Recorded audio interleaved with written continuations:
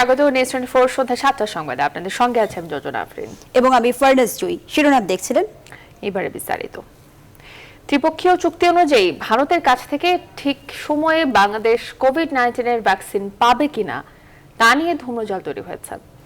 ভারত থেকে রপ্তানি বন্ধের খবরে যখন স্বাস্থ্যমন্ত্রী আলোচনা চালিয়ে যাওয়ার কথা বলছেন, তখন একই মন্ত্রণালয়ের সচিব বলেছেন ফেব্রুয়ারিতেই টিকা পাবেন তারা। অন্যদিকে সিরাম ইনস্টিটিউট প্রধানের ওই বক্তব্য ভারত সরকারের বক্তব্য না বলে জানিয়েছেন পররাষ্ট্রমন্ত্রী। তবে ত্রিপক্ষীয় চুক্তি ভারতের নিষেধাজ্ঞার আওতায় পড়বে কিনা নিশ্চিত করেছে বেক্সিমকো। বিস্তারিত জানাচ্ছেন লাকমিনা জেসমিন শোভা। গেল 5 নভেম্বর অক্সফোর্ড অ্যাস্ট্রাজেনেকার 3 কোটি ডোজ করোনা ভাইরাসের টিকা কিনতে সেরাম ইনস্টিটিউট অফ ইন্ডিয়া এবং বাংলাদেশের বেক্সিমকো ফার্মাসিউটিক্যালসের সাথে চুক্তি করে সরকার। হঠাৎ করেই রবিবার রাতে আন্তর্জাতিক গণমাধ্যমে খবর আসে নিজেদের চাহিদা না মিটিয়ে ভ্যাকসিন রপ্তানিতে নিষেধাজ্ঞা জারি করেছে ভারত সরকার। এ নিয়ে সোমবার সকাল থেকেই বাংলাদেশের সংশ্লিষ্ট মন্ত্রণালয়ে শুরু হয় তোলপাড়। দুপুরে সচিবালয়ে এক ব্রিফিংয়ে স্বাস্থ্যমন্ত্রী চুক্তির উপর আস্থা রেখে ভারতের সাথে আলোচনা চালিয়ে যাওয়ার আশ্বাস দেন। এই বিষয়ে আমরা আলোচনা চালিয়ে যাচ্ছি। পরবর্তী পদক্ষেপ যখন আমরা পাবো বা জানতে পারবো তখন আপনাদেরকে জানাবো। বাট এই মুহূর্তে এটুকুই বলছি যে আমরা নিরাশ হচ্ছি না এবং আমাদেরকে ওনারা আশ্বস্ত করেছেন যে আমাদের যে ইন্টারন্যাশনাল কন্ট্রাক্ট আছে সেটা তারা অনার করবেন, এতটুকু আমরা পেয়েছি আর কি। একই ব্রিফিংয়ে ঢাকার ভারতীয় হাইকমিশনের সাথে ফলপ্রসূ আলোচনার তথ্য দেন স্বাস্থ্য সচিব। যদি 3 সপ্তাহের মধ্যে ডব্লিউএইচওর অনুমোদন তারা নিয়ে আসতে পারে তাহলে আমাদের সময় বলা ছিল ফেব্রুয়ারিতে পাবো। তো 3 সপ্তাহ এখন তো ফেব্রুয়ারি মাস আসতে আমাদের 3-4 সপ্তাহ আছেই বাকি, কাজে ডিলে হওয়ার কোনো অবকাশ নাই। স্বাস্থ্য মন্ত্রণালয়ের মন্ত্রী ও সচিবের এমন সমন্বয়হীন বক্তব্যের কয়েক ঘন্টা পর রাজধানীর ফরেন সার্ভিস একাডেমিতে কথা বলেন পররাষ্ট্রমন্ত্রী। জানান, গণমাধ্যমে দেওয়া সেরাম ইনস্টিটিউটের প্রধানের ওই বক্তব্য ভারত সরকারের নয়। কোনো ধরনের ব্যান এটার উপর অ্যাপ্লিকেবল হবে না। তো এই নিয়ে আমাদের কোনো চিন্তার কারণ নেই। ওনারা বলেছেন যে Bangladesh must not be concern about it.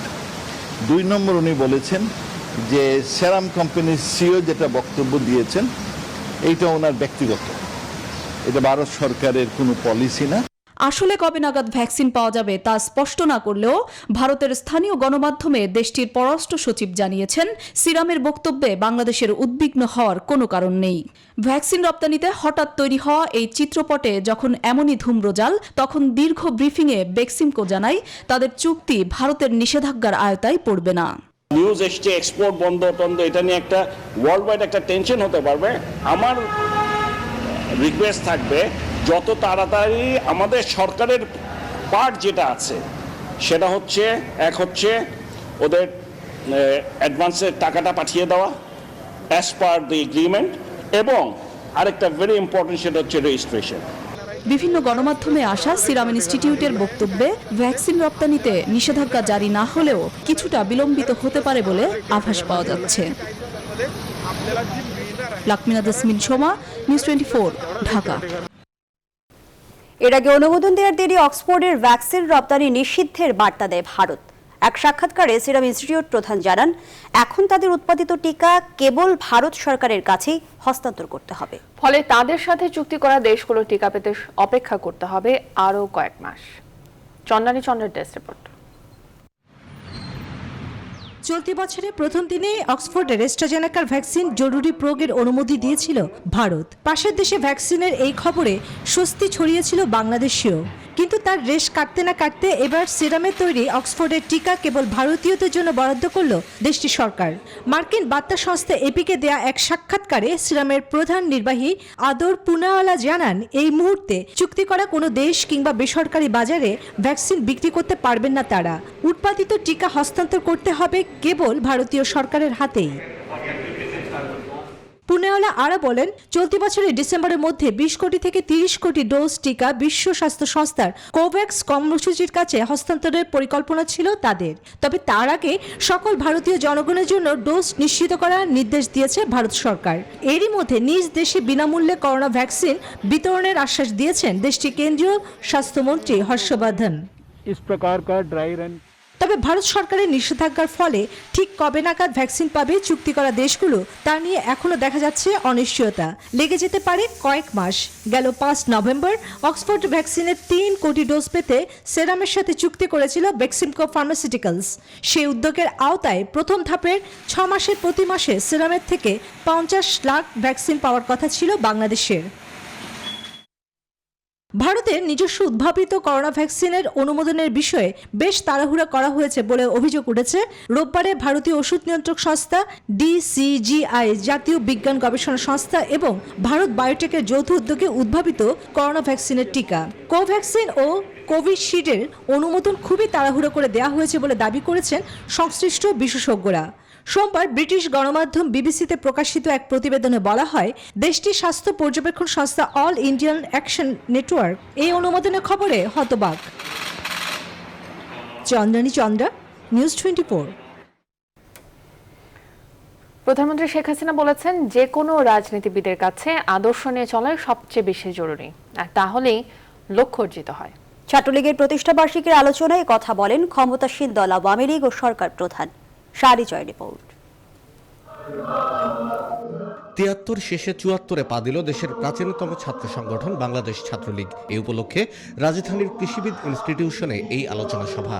সাবেক ও বর্তমান নেতৃবৃন্দের মতো আলোচনায় অংশ নেন সংগঠনের সাবেক কর্মী প্রধানমন্ত্রী শেখ হাসিনা। ভার্চুয়াল প্ল্যাটফর্মে যুক্ত হয়ে প্রধান অতিথির বক্তৃতায় তিনি বলেন, রাজনীতি করতে চাইলে আদর্শের কোনো বিকল্প নেই। একথা মনে রাখতে হবে সংগঠনের প্রত্যেক কর্মীকে।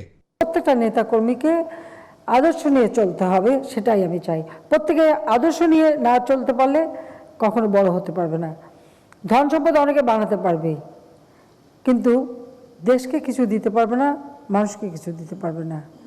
নিজে ভোগ করতে পারবে, আবার করোনা কালে সে ভোগও সীমিত হয়ে যায়, সেটাও পারে না, সেটাও বাস্তবতা। করোনায় ছাত্রলীগ নেতাকর্মীরা যেভাবে মানুষের পাশে দাঁড়িয়েছে তা অনুকরণীয় উল্লেখ করেন প্রধানমন্ত্রী। বলেন, করোনা মোকাবেলা করেও দেশের উন্নয়ন অব্যাহত রেখেছে সরকার। করোনা ভাইরাসে মানুষ এমনই আতঙ্কগ্রস্ত হয়ে গিয়েছিল, সব কিছু যখন বন্ধ হয়ে গেল তখন সবাই তো হাত পাততে পারতো না। তাদের ঘরে ঘরে খাবার পৌঁছে দেওয়া, রিলিফ পৌঁছে দেওয়া, সে কাজটিও আমাদের ছাত্রলীগ করেছে। পাশাপাশি আমাদের ধান কাটার মৌসুমে আমি যখন আহ্বান করলাম, আমি সত্যি গর্বিত ছাত্রকে নিয়ে যে আমাদের ছাত্রলীগের ছেলেরা নেমে পড়লো ধান কাটতে। ছাত্রলীগের নেতাকর্মীদের বঙ্গবন্ধুর আদর্শকে অনুসরণ করার আহ্বান জানিয়ে প্রধানমন্ত্রী বলেন, জাতির জনকের লেখনী আর জীবন সংগ্রাম অনুপ্রেরণা হতে পারে সবার জন্য। শুরু করে নারায়ণগঞ্জের আমাদের শাহ আলী জয়, নিউজ 24, ঢাকা। এর আগে ৭৩তম প্রতিষ্ঠা বার্ষিকী উপলক্ষে বঙ্গবন্ধু শেখ মুজিবুর রহমানের প্রতিকৃতিতে শ্রদ্ধা জানায় ছাত্রলীগের কেন্দ্রীয় কমিটি। সোমবার সকালে বাংলাদেশ ছাত্রলীগের সভাপতি আল নাহিয়ান খান জয় এবং সাধারণ সম্পাদক লেখক ভট্টাচার্যের নেতৃত্বে ঢাকা বিশ্ববিদ্যালয় মহানগর উত্তর ও দক্ষিণের নেতৃবৃন্দকে সাথে নিয়ে ফুল দিয়ে শ্রদ্ধা জানান। করোনা ভাইরাস পরিস্থিতি বিবেচনায় নিয়ে এবার প্রতিষ্ঠা বার্ষিকীতে সীমিত পরিসরে অনুষ্ঠানের সিদ্ধান্ত নেয় সংগঠনটি।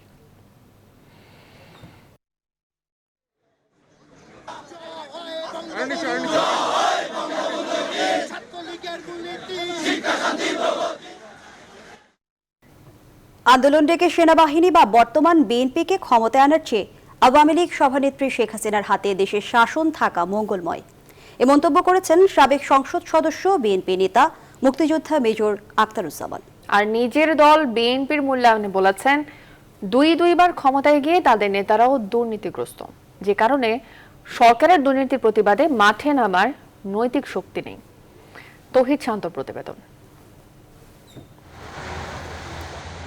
বিএনপির দলীয় মনোনয়ন নিয়ে ধানের শীষ প্রতীকে পঞ্চম এবং সপ্তম 2 মেয়াদে জাতীয় সংসদের সদস্য নির্বাচিত হয়েছেন। শীর্ষ নেতাদের বিভিন্ন সিদ্ধান্তর প্রকাশ্য মতপার্থক্য তুলে ধরে দলের ভেতরেই বিভিন্ন সময় আলোচনার সৃষ্টিও করেছেন অবসরপ্রাপ্ত মেজর আখতারুজ্জামান। আমি জনগণকে নতুন কি প্রত্যাশা দেখাবো, আমাকে তো 2বার দেখছে। এই মুহূর্তে দেশের সংকট সমাধানে শেখ হাসিনার প্রধানমন্ত্রিত্ব সঠিক বলে মনে করেন বিএনপির এই নেতা। এখন আন্দোলন করলে সেনাবাহিনী আসবে, সেনাবাহিনীর টোটালি করাপ্ট হয়ে গেছে, কাজে সেনাবাহিনীর প্রতি মানুষের ভরসা নাই। তাহলে কে আসবে? বিএনপি আসবে। তো এই দুইটার চেয়ে তো শেখ হাসিনা অনেক ভালো, আমি সার্টিফাই করবো। আপনি নির্বাচন দিয়েন না, ক্ষমতা গেছেন, কিন্তু আপনি কেন সর্বদলীয় কমিটি করতে পারতেন না? আপনি বিভিন্ন ইস্যুতে কি বিভিন্ন রাজনৈতিক দলদেরকে সম্পৃক্ত করতে পারতেন না? এই যে কোভিডের টিকাগুলো সংগ্রহ করা হচ্ছে, কোত্থেকে ভালো টিকা নেওয়া হবে, কীভাবে দেওয়া হবে সেটা দেখভাল করার জন্য, এবং যে প্রণোদনাগুলো দেওয়া হচ্ছে প্রধানমন্ত্রীর তরফ থেকে সবগুলো দেখার জন্য একটি সর্বদলীয় রাজনৈতিক কমিটি করে দেন। ক্ষমতায় থেকে বিএনপি নেতারা নিজেরাই দুর্নীতি করায় ক্ষমতাসীন আওয়ামী লীগের দুর্নীতির প্রতিবাদেও সাহস হারিয়েছেন তারা। এখনকার যে বিরোধী লোকদের নেতা বলেন, সব বলেন, বা বিএনপি বলেন, আমরা তো করাপ্ট প্রসেস দিয়ে হয়ে আসছি, ফলে আমরা সবাই কম বেশি করাপ্টেড, আমরা সব দুর্নীতিগ্রস্ত। কিন্তু বিএনপির বা রাজনৈতিক দল নেতারা বুঝে না, অন্তত যাদের বয়স 60-এর ঊর্ধ্বে হয়েছে তাদের ভয় পাওয়ার কি আছে? রাজনৈতিক দল করলে বেটা সাহস করে কথা বল, আর যে কথা বলতে না পারো লিভ পলিটিক্স, রাজনীতি ছেড়ে চলে যাও বাড়িতে।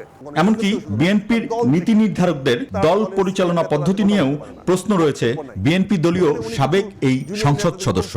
আমার মহাসচিবরা তো শক্তিশালী হচ্ছে না, আমার স্থায়ী কমিটি তো দলের চেয়ারপারসনের সঙ্গে তর্ক করার মতো সাহস রাখতেছে না, নির্দেশনা শুনে এটাকে ব্রেটিং করে দিচ্ছে, হ্যাঁ এইটাই ঠিক।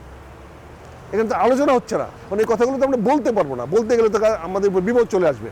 তবে দেশের দিন পরিবর্তনের জন্য নতুন প্রজন্মের প্রতি ভরসা রেখেই তাদেরকে এগিয়ে আসার আহ্বান জানান মুক্তিযোদ্ধা আক্তারুজ্জামান। বাদিষ্টার নতুন প্রজন্ম তৈরি হোক, জনগণ সেটা অপেক্ষা করছে। তৌহিদ শান্ত, নিউজ 24, ঢাকা।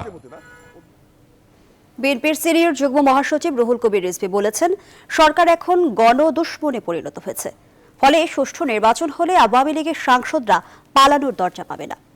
সোমবার নয়াপল্টনে এক সংবাদ সম্মেলনে তিনি এসব কথা বলেন। সুষ্ঠু ভোট হলে পরিস্থিতি কি হবে সেটা আওয়ামী লীগও কিন্তু জানে, এবং জানে বলেই তারা আইন শৃঙ্খলা বাহিনীকে সাজিয়ে নিজেদের মতো করে জোর করে জনগণকে বন্দী রেখে তারা ক্ষমতা দখল করে নেবে। অর্থ পাচারের অভিযোগে করা মামলায় ফরিদপুরের দুই ভাইকে কেন জামিন দেওয়া হবে না জানতে চেয়ে রুল জারি করেছেন হাইকোর্ট। আসামিদের জামিন আবেদনের শুনানি নিয়ে সোমবার হাইকোর্টের বিচারপতি মোহাম্মদ নজরুল ইসলাম তালুকদার ও বিচারপতি আহমেদ সোহেলের সমন্বয়ে গঠিত ভার্চুয়াল বেঞ্চ এই রুল জারি করেন। আগামী 2 সপ্তাহের মধ্যে সংশ্লিষ্টদের এই রুলের জবাব দিতে বলা হয়েছে। দুই ভাই ফরিদপুর শহর আওয়ামী লীগের বহিষ্কৃত সাধারণ সম্পাদক সাজ্জাদ হোসেন বরকত এবং জেলা প্রেস ক্লাবের বহিষ্কৃত সভাপতি ইমতিয়াজ হাসান রুবেল। তাদের বিরুদ্ধে গেল বছরের 26 জুন রাজধানীর কাফরুল থানায় মামলা হয়। এতে আনুমানিক 2000 কোটি টাকার সম্পদ অবৈধ উপায়ে উপার্জন ও পাচারের অভিযোগ আনা হয়।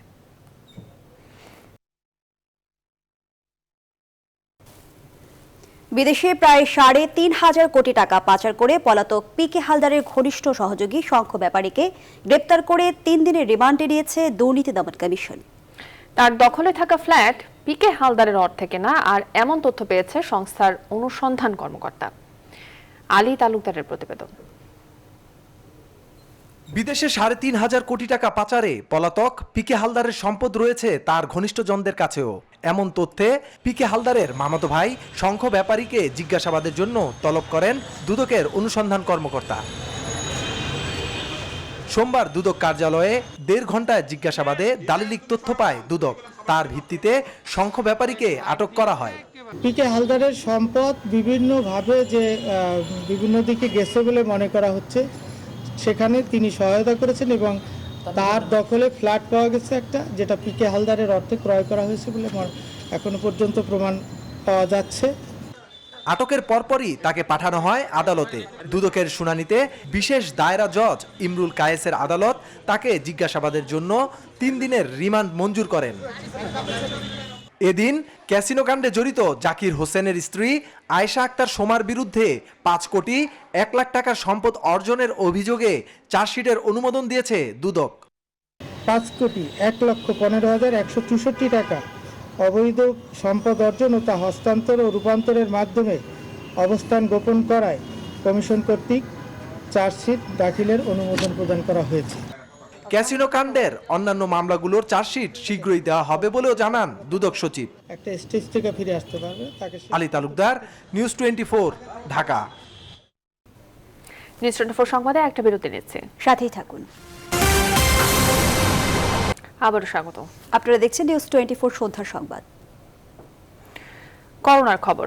দেশে করোনা ভাইরাসে আরও 24 জনের মৃত্যু হয়েছে। এ নিয়ে মোট মৃতের সংখ্যা 7,650 জনে দাঁড়িয়েছে। সোমবার বিকালে স্বাস্থ্য অধিদপ্তরের পক্ষ থেকে দেশে করোনা ভাইরাসের সবশেষ পরিস্থিতির এই তথ্য জানানো হয়।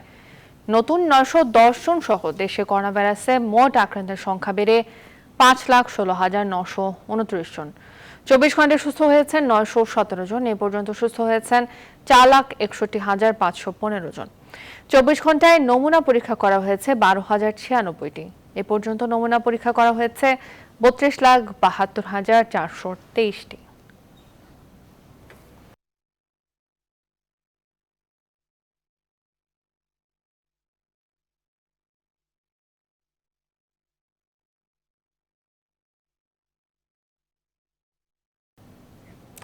এদিকে করোনা ভাইরাসের নতুন ধরনকে মোকাবেলায় ইউরোপ জুড়ে লকডাউন জারি হলেও থামছে না এর সংক্রমণ।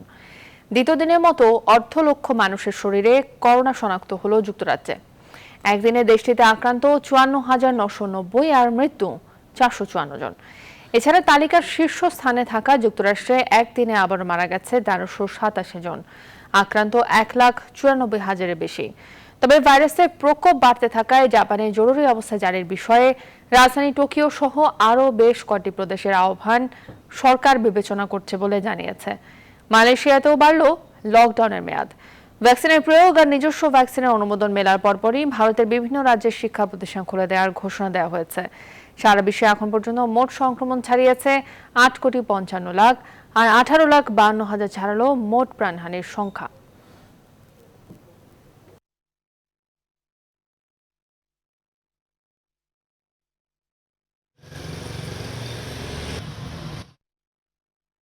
যুক্তরাজ্যের হিথ্রো থেকে সিলেট ওসমানী আন্তর্জাতিক বিমানবন্দরে আসা 42 যাত্রীকে কোয়ারেন্টাইনে রাখার জন্য প্রথমবারের মতো সরাসরি হোটেলে নিয়ে যাওয়া হয়েছে।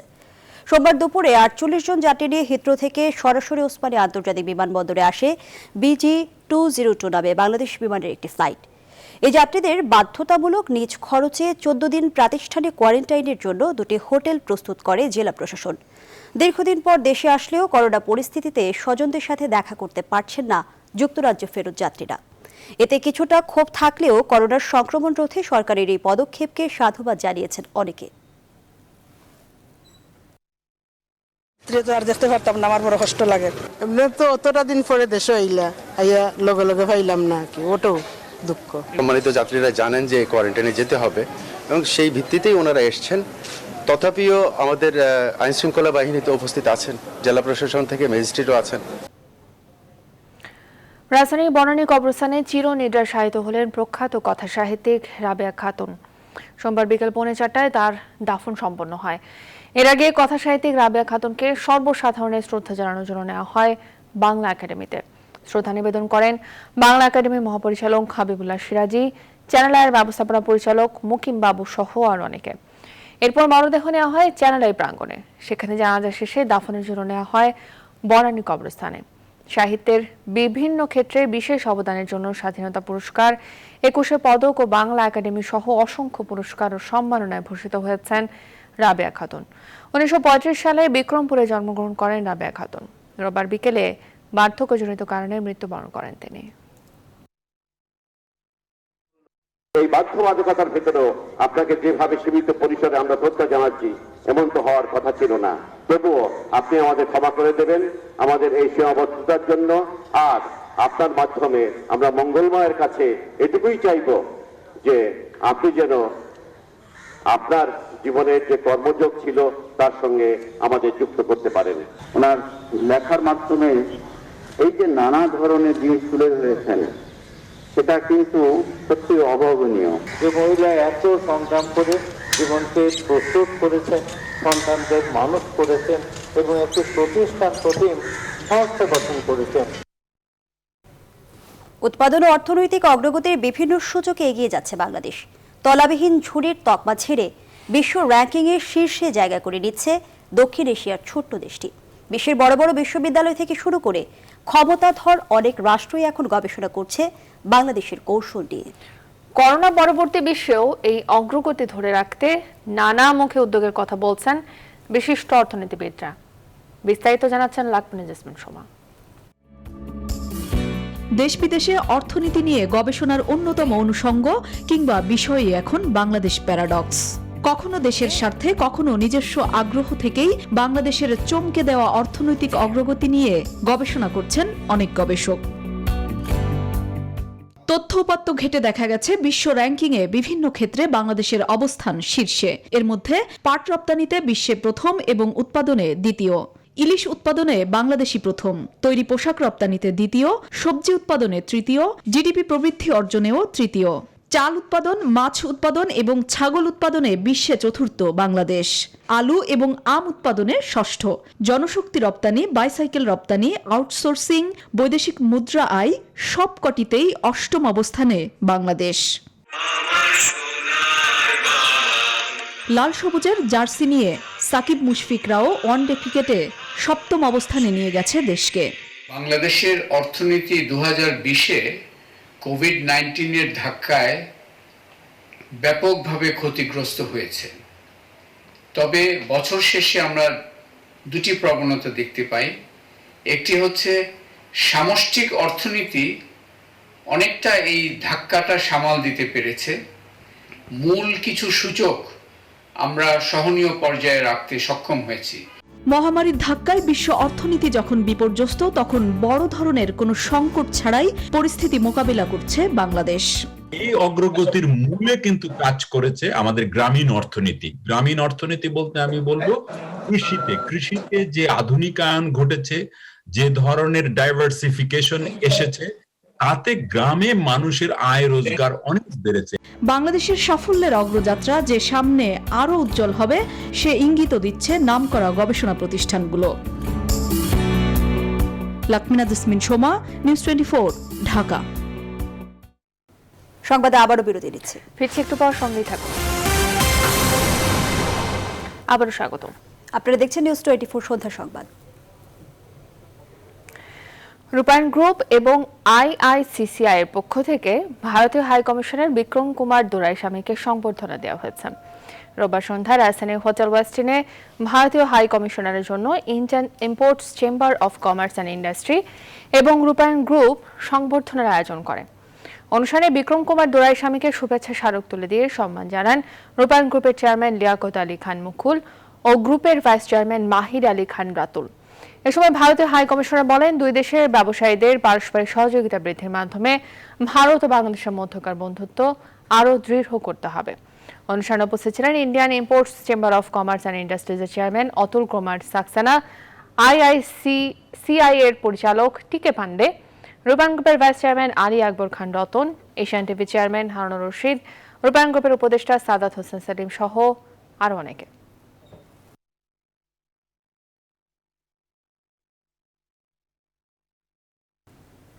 এবারে ফার্স্ট সিকিউরিটি ইসলামী ব্যাংক অর্থ বাণিজ্যের সংবাদ।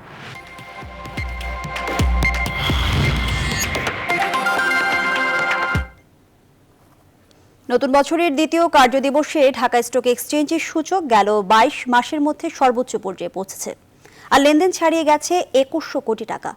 সোমবার ডিএসসির প্রধান সূচক ডিএসসি এক্স আগের দিনের চেয়ে 33 পয়েন্ট বেড়ে হয় 5652 পয়েন্ট। ঢাকার পুঁজিবাজারে এদিন 2193 কোটি টাকার শেয়ার হাত বদল হয়েছে। রোববার লেনদেনের পরিমাণ ছিল 1925 কোটি টাকা। এর আগে 2020 সালের 28 জুন ঢাকার পুঁজিবাজারে 2543 কোটি টাকার লেনদেন হয়। সেদিন গ্লাক্সোস্মিথক্লাইন জিএসকে বাংলাদেশের 98,75,000 শেয়ার ইউনিলিভারের কাছে হস্তান্তরের ফলে বন্দর পুঁজিবাজারে হঠাৎ উল্লম্ফন দেখা দিয়েছিল।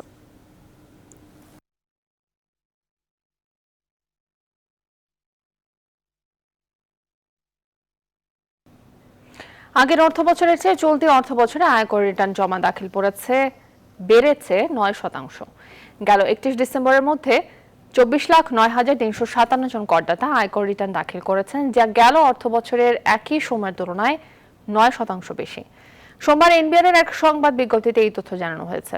এনবিআর এর তথ্য অনুযায়ী 2020-21 অর্থ বছরের 31 ডিসেম্বর পর্যন্ত আগের অর্থ বছরের একই সময়ের তুলনায় 4.73% রাজস্ব আদায়ে প্রবৃদ্ধি হয়েছে।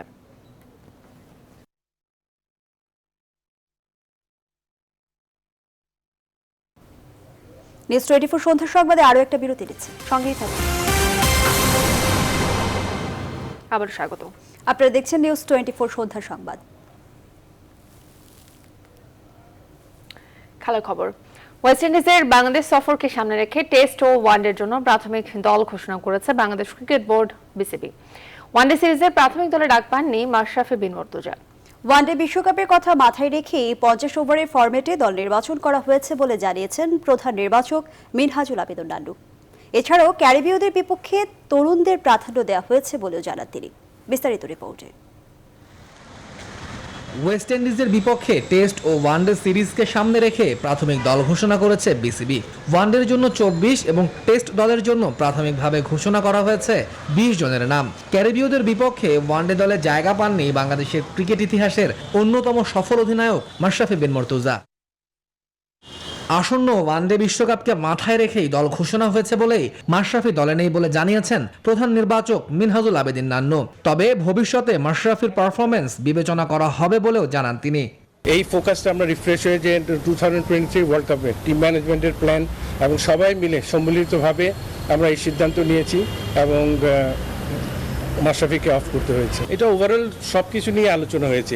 এখানে কোনো কিছুই গ্যাপ রাখা হয়নি। টিম ম্যানেজমেন্টের প্ল্যান, ওর ফিটনেস ট্রেনার বলেন, তারপরে আপনার বোলিং কোচ বলেন, সবার সাথে আলোচনা হয়েছে। ওয়েস্ট ইন্ডিজের বিপক্ষে ওয়ানডে ও টেস্ট দলে সুযোগ পেয়েছেন হাসান মাহমুদ, শরীফুল ইসলাম, পারভেজ হোসেন ইমনদের মতো তরুণ ক্রিকেটাররা। প্রধান নির্বাচক জানান 2023 বিশ্বকাপের আগে নতুনদের যাচাই করে নেয়ার লক্ষ্যেই রাখা হয়েছে তাদের। যেটা আমাদেরকে টিম ম্যানেজমেন্ট যেটা প্ল্যান দিয়েছে, ভিশন 223, ঠিক আছে, 2023, তো ওই ভিশনটা মাথায় রেখে ওই ম্যানেজমেন্টের সাথে আমরা একসাথে হয়ে যে আগাচ্ছি। ইয়াং প্লেয়ারদের এক্সপোজার তো আমাদের দিতে হবে, আমাদেরকে তো ওদেরও সুযোগের একটা জায়গা দিতে হবে। প্রাথমিক দলের ক্রিকেটারদের নিয়ে ক্যাম্প শুরু হবে আগামী 10 জানুয়ারি, আর ক্রিকেটাররা বায়ো বাবলে প্রবেশ করবেন 7 জানুয়ারি। তৌহিদুল ইসলাম, নিউজ 24। নিউজ 24 সন্ধ্যা সংবাদ এখন এই পর্যন্তই। আরও জানতে ভিজিট করুন www.news24bd.tv। ধন্যবাদ সবাই।